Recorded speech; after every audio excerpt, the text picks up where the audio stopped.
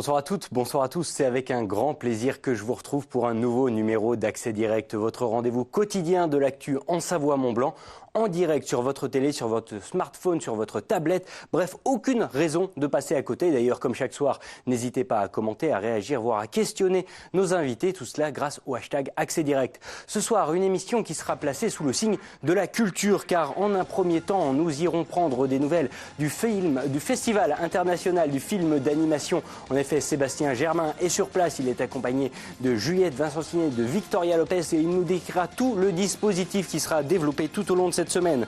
Et puis ensuite, il sera question de culture historique, notamment grâce au château de Montrottier. Son directeur d'exploitation sera avec nous d'ici quelques minutes. Bienvenue dans cette émission. Mais avant cela, on commence avec les titres de l'actu qui seront développés ce soir. Pour cela, j'accueille Clémence Roualdès qui est avec moi. Et avec toi, Clémence, on va parler d'un grand nettoyage. On va parler d'un grand nettoyage, un nettoyage donc de printemps qui a eu lieu ce dimanche à Pradly-Sauman. Alors malgré une météo capricieuse, comme on le voit sur ces images, de nombreuses personnes sont donc venues nettoyer la station de tous les déchets accumulés pendant la saison d'hiver. Ouais, de superbes images. On le voit, une météo pas très forcément clémente, mais bon, ça va pas... Ils étaient là, en tout cas. Ils étaient là. Une autre initiative, celle de Dahu. Oui, alors Dahu, c'est une entreprise haut-savoyarde qui recycle donc du bois en partenariat avec des industriels de la région. L'entreprise donc Dahu récupère des chutes de bois pour en faire des pièces de mobilier, chaises, tables ou encore tabourets. Le bois se décline donc sous toutes ses formes avec Dahu. Reportage complet, 18h30 dans le journal télévisé. Mais avant cela, c'est l'heure de la revue de presse. Et avec toi, ce soir, on va parler au hasard du Festival du film d'animation. Au hasard, puisque voilà, c'est le thème lancé de la semaine. Donc ça a commencé aujourd'hui, le FIFA, le Festival du film d'animation d'Annecy. Alors comme le titre cet article du Dauphiné, qu'est-ce que l'on peut voir au Festival d'animation d'Annecy si on n'est pas accrédité? Alors voilà une liste non exhaustive livrée par nos confrères. Depuis le 6 juin jusqu'au 22, il y a plusieurs expositions. Donc là, du 6 au 22, une exposition hommage à Bernard Palacio, créateur d'images animées à découvrir au Jardin d'hiver à Sénaux. Jusqu'au 16 juin, au parc Charles-Bosson, se trouve l'expo Arte Athleticus. Et encore une expo, c'est dans ma boîte au centre courrier jusqu'au 15 juin. Je m'arrête là. Alors l'article donne encore différentes expositions. Moi, je m'arrête là. Il y a beaucoup d'autres expositions à découvrir. Et ce soir, 2 projections en plein air, donc accessibles à tous. Exactement. Ça, j'ai reconnu. Tu l'as reconnu. C'est donc Interstellar 5555, The Story of a Secret Star System, de Leiji Matsumoto. J'ai essayé de m'appliquer sur la prononciation, avec bien évidemment, comme tu le disais Manu, les Daft Punk, qui sera projeté en plein écran à partir de 22h15, et le château Cagliostro en version française sur le parvis du château, donc à 22h. Voilà un petit peu pour le programme, ce que vous pouvez faire ce soir et toutes les expos à voir aussi. À prévoir avec un parapluie, mais je suis sûr que ce sera bien. À prévoir avec un parapluie. Deuxième article, et pour une fois, on espère que le vin sera bien bouchonné. On espère, tu espères ça toi. Donc c'est devenu un rituel, c'est donc un article du Messager. Depuis 2015, des bouteilles de vin sont plongées à 22 mètres précisément de profondeur dans le lac d'Annecy. Alors cette année, l'exercice a eu lieu ce samedi 8 juin, celui qui vient de passer donc. Une dégustation comparative entre des vins vieillis en cage et en cave, pardon. En cage, c'est plutôt ceux-là, c'est ceux qui sont plongés dans le lac, va être organisé du coup et se déroulera le 15 juin prochain. En tout, ce sont environ 300 bouteilles qui sont donc immergées.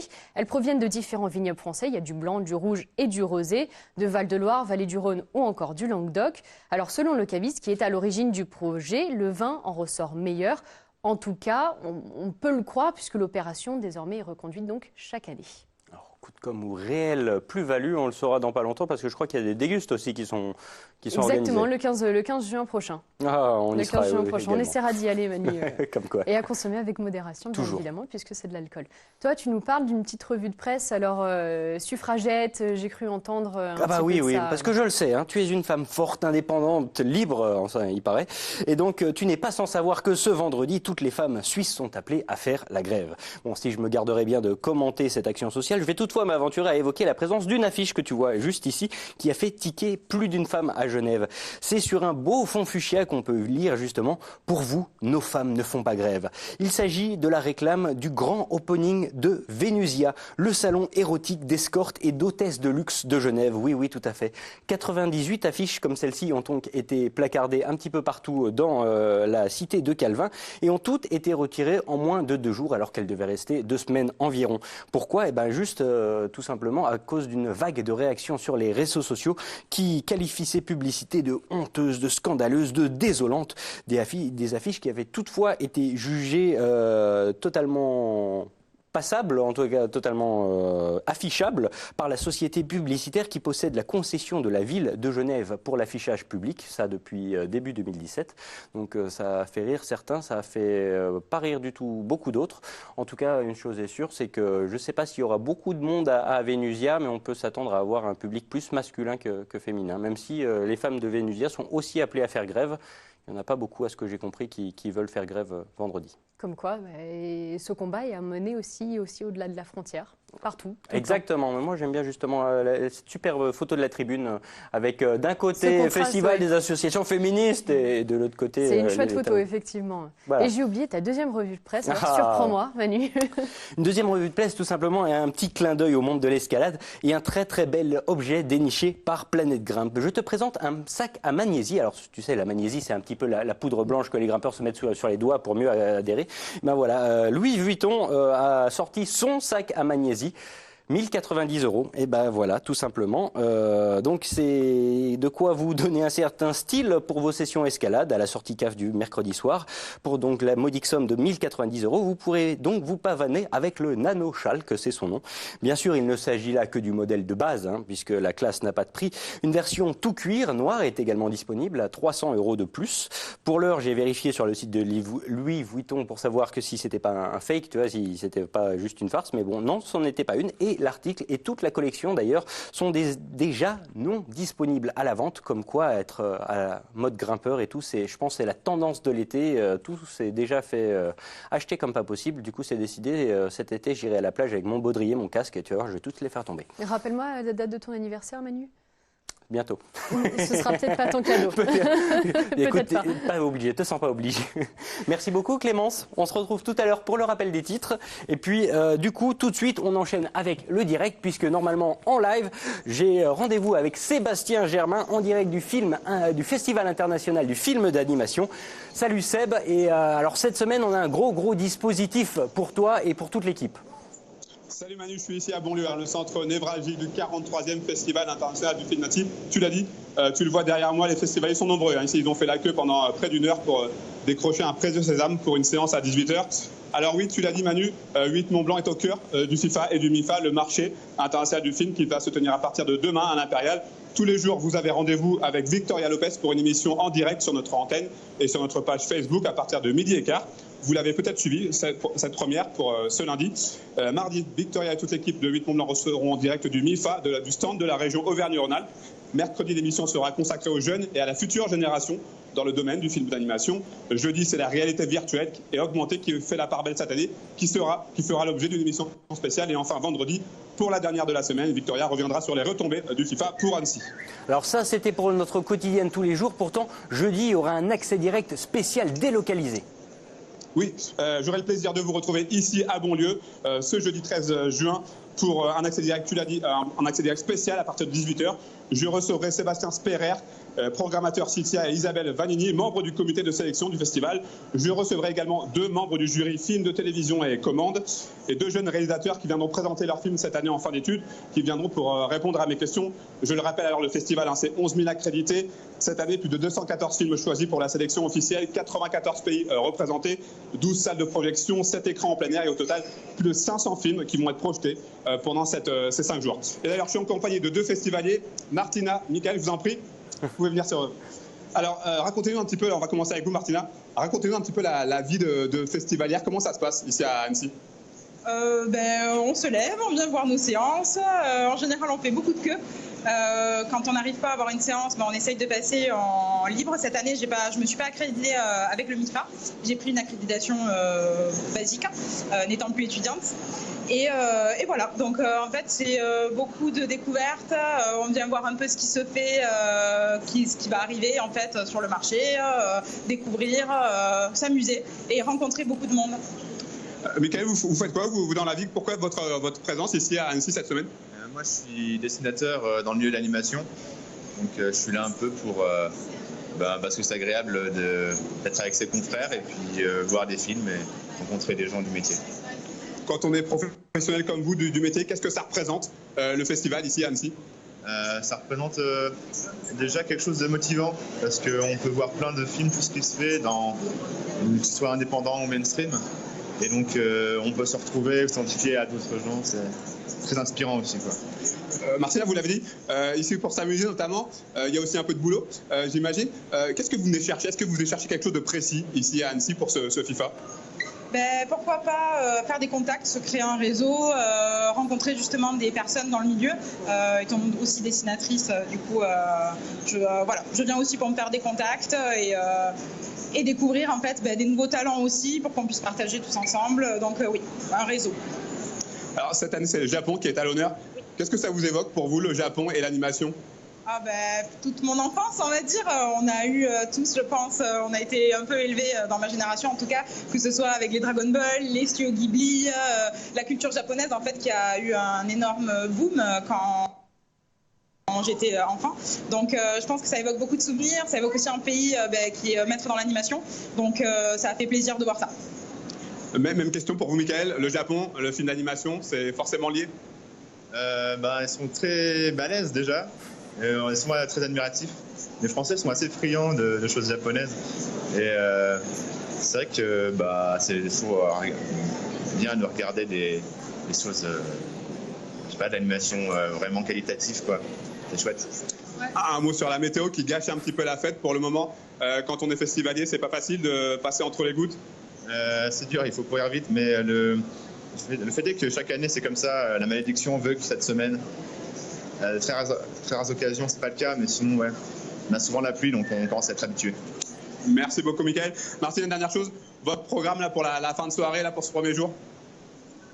Continuer à faire des séances, aller boire un verre avec d'autres dessinateurs et animateurs pour se rencontrer, pour discuter autour de nos métiers. Merci beaucoup à vous deux. Voilà, menu, ce qu'on pouvait dire pour cette première journée du festival du film d'animation. Je vous rappelle que vous retrouvez l'émission de Victoria après accès direct en rediffusion. Et on vous donne rendez-vous tout au long de cette semaine sur 8 Mont Blanc pour ce FIFA et ce MIFA. Merci. Merci beaucoup Sébastien, merci aux festivaliers. Il a l'air dur, le métier d'animateur 3D au festival d'animation. Tout de suite, on va enchaîner justement toujours culture, mais culture plus historique, avec notre invité du jour, monsieur Arnaud Delers. S'il vous plaît, bienvenue. Bonjour Emmanuel. Bonjour Arnaud. Vous êtes le directeur d'exploitation du château de Montretier, un château qu'on connaît bien ici, alors puisqu'il est à Lauvagny, à quelques encablures à peine d'ici. On a eu l'occasion de faire pas mal de reportages, déjà un accès direct, si je me souviens bien, l'année dernière, à ce sujet. Le château de Montretier, c'est un des points du maillage culturel du département. C'est un château de collectionneurs. Alors, si j'aimerais revenir déjà avec vous en un premier temps sur ce concept de château de collectionneurs qu'on voit de plus en plus rarement aujourd'hui dans nos territoires. Oui, tout à fait. Alors, ce château de collectionneur, cette collection est due aux dispositions du testament du dernier propriétaire qui meurt en 1916 et qui fait obligation à l'Académie Florimontane, qui en est aujourd'hui le propriétaire, de garder les collections intactes. Et ça, c'est quelque chose de très rare, parce que dans d'autres situations, quand on a une charpente à refaire, un toit à refaire, ou qu'on a des frais de succession à payer dans le cadre d'une famille, eh bien, qu'est-ce qu'on vend en premier? Ce sont les collections, ce sont les meubles, ce sont les tableaux. Or, depuis un siècle, l'Académie Florimontane a conserver les collections du château et à honorer les clauses de ce testament. Ce qui donne aujourd'hui à Montretier cette impression un petit peu baroque, d'un mélange de mode, de culture, où on va trouver aussi bien de la porcelaine que des armures de samouraï. La transition est très bien trouvée avec le thème du festival Japon, tout à fait. avec le Japon, des katanas formidables. On va trouver des armes napoléoniennes, un bicorne de Napoléon. Enfin bref, un joyeux mélange où finalement tout le monde va trouver quelque chose qui l'intéresse. Voilà. C'est bien résumé, comme quoi finalement c'est un petit voyage à travers le monde en un seul lieu. Exactement, mais c'était la volonté de ces collectionneurs en une époque, donc on est à la fin du 19e siècle, où la France s'ouvre sur le monde par ses colonies. Eh bien, les propriétaires de Montrottier ont souhaité se constituer leur petit bout de monde, et donc ils ont collectionné, sans jamais voyager, ils ont collectionné comme ça des objets du monde entier. C'était pour eux, aller dans leur cabinet de curiosité, c'était l'occasion d'un fabuleux voyage qu'ils ne pouvaient pas mener physiquement, mais en tout cas qu'ils menaient par la pensée grâce à ces fabuleuses collections. Alors ce château aujourd'hui, il vit, on peut le visiter bien évidemment, et on peut le visiter notamment grâce à des rendez-vous récurrents, et notamment tous les seconds samedis du mois, on va s'intéresser un peu plus en détail à ces collections avec un guide conférencier qui nous fait revivre toute cette histoire. Oui, et puis quel guide, un guide de luxe.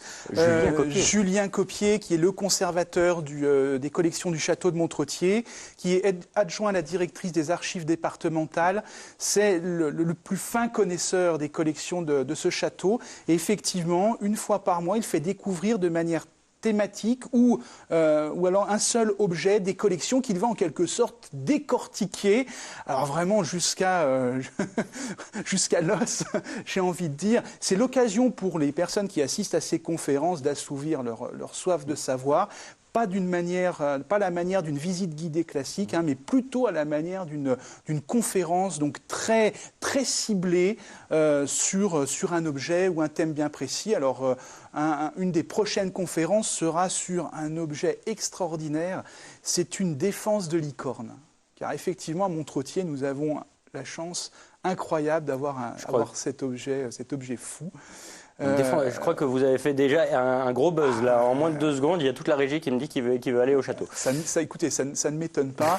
Je crois que même dans la Tour de Londres, dans le trésor de la Reine d'Angleterre, où l'on présente un objet comme une défense de licorne, elle n'est pas aussi grande que la nôtre. La nôtre fait 2 mètres et quelques. C'est un objet formidable. Alors évidemment, il faut gratter un petit peu derrière pour savoir ce qui se cache derrière cette défense de licorne, mais je n'en dirai pas plus. C'est l'affaire de Julien. Alors venez, je crois que c'est samedi, c'est la prochaine intervention de Julien au mois de juillet pour tout connaître de cette défense de licorne ou ce que l'on présente comme tel au château de Montrottier. Il y a également de nombreux autres rendez-vous récurrents qui font finalement revivre l'histoire, notamment également des créations artistiques, des aigles du Léman encore, ou même des saltimbanques qui envahissent le château. Voilà, alors le maître mot de cette programmation estivale, c'était justement de ne pas la cantonner qu'à l'été. C'était de proposer à partir du mois de mai une programmation qui permette surtout aux voisins du château, les habitants d'Annecy, les habitants d'Auvergne, de eux aussi profiter des animations un petit peu en dehors de ces périodes quand même très fréquentées que sont le mois de juillet et le mois d'août. Donc on propose au mois de mai-juin, on propose des contes, on propose les saltimbanques, nos jongleurs un peu dingues qui viennent le mercredi au château. Et puis effectivement en tête d'affiche, j'ai envie de dire, les célèbres aigles du Léman. Alors là, c'est 5 jeudis de la mi-juillet à la mi-août pour aller vite, où on va être émerveillé par ces rapaces qui vont émerveiller tous les enfants et toutes les familles, tous les parents qui vont venir à Montrottier à cette occasion. C'est vraiment un spectacle magnifique. On le disait tout à l'heure, on a beaucoup parlé du château de Montrottier dans l'actualité suite à des grandes phases de rénovation, notamment il était question de toiture en 2018. Maintenant, c'est choses passées ou concrètement il y a toujours à refaire plein de choses dans ces vieilles bâtisses? Alors la restauration d'un château, c'est l'histoire d'un perpétuel recommencement. On finit à un endroit, il faut déjà envisager la restauration d'un autre. Et l'année prochaine, nous envisageons la restauration du plus emblématique bâtiment du château, c'est le grand donjon. C'est celui qu'on voit effectivement c'est la plus grande tour du château, 15e siècle, à la toiture malheureusement bien abîmée. Alors là, on le voit sur ces images, c'était la partie de 2018 qui était en cours de rénovation avec les échafaudages, mais la centrale là, c'est celle qui va faire l'objet en 2019. Absolument, alors on la voit bien là, ces images sont magnifiques. Elle est très abîmée, d'ailleurs on le discerne sur les images. Nous avons 15 000 tuiles à changer. Voilà, 15 000 tuiles C'est à pas rien. changer, c'est énorme. C'est plus de 1250 heures de travail et puis un travail à 40 mètres de hauteur confié à des compagnons du Tour de France. Bref, une entreprise assez époustouflante à laquelle nous allons nous livrer dès l'année prochaine. Alors, comment ça s'organise justement des travaux comme ceci ? Alors, ça s'organise, grâce au savoir-faire des entreprises missionnées, ça s'organise relativement bien, j'ai envie de dire. Ça se finance plus difficilement. D'accord. Car Montretier reste un château et un site privé. Et si nous bénéficions de l'aide et du soutien sans faille de nos élus, il nous faut aller chercher la petite somme qui nous permettra de boucler notre budget sur une opération comme celle-là. Raison pour laquelle, dans 2 semaines, nous lancerons une opération de crowdfunding grâce à une société, une jeune start-up qui s'appelle D'Artagnan. Alors aujourd'hui, tout le monde peut y participer. Enfin, dans 2 semaines, dès que cette plateforme sera lancée, tout le monde pourra mettre son écu à la cause, du coup ? Exactement, nous prenons tous les dons à partir de 5 €. Ce qui est très intéressant dans la façon de fonctionner de D'Artagnan, c'est qu'il crée une communauté. C'est-à-dire que ce n'est pas simplement la restauration du donjon qui leur importe. L'idée, c'est de créer une communauté de mécènes qui nous permettra l'année prochaine de restaurer le donjon et après, éventuellement, d'autres partie, soit des collections, soit du bâti du château de Montretier. Donc voilà, nous sommes à l'aube de la création de cette association de mécènes passionnés par l'histoire de ce lieu. Le château restera ouvert pendant toute la période de la rénovation ou... Ah oui, alors ça c'est vraiment quelque chose que l'on tient absolument à faire. On a bien mesuré l'année dernière, quand nous avons restauré, comme ces images en témoignent, toute la tour des religieuses, où nous avons laissé, vaille que vaille, le château ouvert. Alors évidemment, maintenant, toutes les conditions de sécurité souhaitables. On a mesuré à quel point les gens étaient absolument passionnés par ce genre de spectacle, car c'est un spectacle. Il faut les voir travailler, ces compagnons à 30 mètres de hauteur, tailler les tuiles toute la journée. C'est un travail de fou et j'espère, car ça ce serait une vraie victoire, qu'on a même suscité quelques vocations parmi nos plus jeunes visiteurs. C'est un très beau métier, couvreur zingueur, charpentier. Ce sera l'occasion l'année prochaine encore de venir découvrir ces métiers au château. Une raison de plus. Merci beaucoup Arnaud Delers en tout cas d'avoir passé quelques minutes en notre compagnie. Merci à vous. On vous souhaite bon courage pour la saison. Merci beaucoup, elle commence très bien. Je n'en doute pas une seconde. Je vous laisse repartir direction la régie. Juste le temps pour moi de faire un petit point sur l'actualité car l'actualité n'arrête jamais. Tout de suite je vous propose un petit reportage que nous avions diffusé ce vendredi dans le journal télévisé. C'est la région Auvergne-Rhône-Alpes qui a choisi d'investir dans le tourisme de montagne. On le sait, quand on dit tourisme de montagne, on pense toujours hiver, remontée mécanique. Mais bien au contraire, aujourd'hui, il faut penser 4 saisons. Il faut penser zone d'altitude, fonte du permafrost, rénovation des accueils, des refuges en montagne, etc. etc. Ce vendredi, c'était Nicolas Daragon, vice-président de la région, qui était en visite à Chamonix à cet effet. Je vous laisse regarder le reportage. Nous, on se retrouve juste après. Deuxième région touristique de France, Auvergne-Rhône-Alpes centralise de nombreux enjeux et problématiques. Au centre de ces questionnements, les zones d'altitude et les hébergements qui y sont liés. Un point sur lequel la région souhaite, depuis quelques années déjà, aider les structures à se moderniser pour accueillir davantage de pratiquants et en tout premier lieu, le jeune public. On vise toutes les clientèles, mais quand on va en montagne, on vise particulièrement la clientèle jeune, tout simplement parce qu'on sait qu'il y a de moins en moins de pratiquants de sport d'hiver. On n'est plus à l'époque des années 80 où tout le monde allait au ski, où tout le monde se disait l'hiver c'est la montagne. Donc on veut redonner goût à la montagne aux plus jeunes. Donc il faut réinvestir dans nos centres de vacances qui accueillent des classes de découverte, qui accueillent des classes de neige. Donc on accompagne la rénovation, on accompagne aussi d'ailleurs la pratique elle-même, parce que quand une classe de neige vient, le poste de dépense le plus important, c'est le transport. Et donc à partir de septembre, on aidera à financer le transport en bus pour que les gens de la région viennent à la montagne pratiquer le ski. Hébergement collectif, refuge ou encore hôtellerie, au total ce ne sont pas moins de 385 projets qui sont soutenus par la région pour un budget de 26,3 millions d'euros. Également au centre des discussions, la rénovation des refuges de montagne qui doivent aujourd'hui passer un cap, tant sur leur pérennité que sur la qualité d'hébergement. Le budget qui est nécessaire, en gros, nous sur 10 ans sur Auvergne-Rhône-Alpes, c'est à peu près 25 millions d'euros que l'on veut investir, puisqu'il y a à peu près 13 bâtiments qui sont concernés, donc en moyenne c'est de 1 million à 3 millions par bâtiment en fonction de sa taille et de son altitude.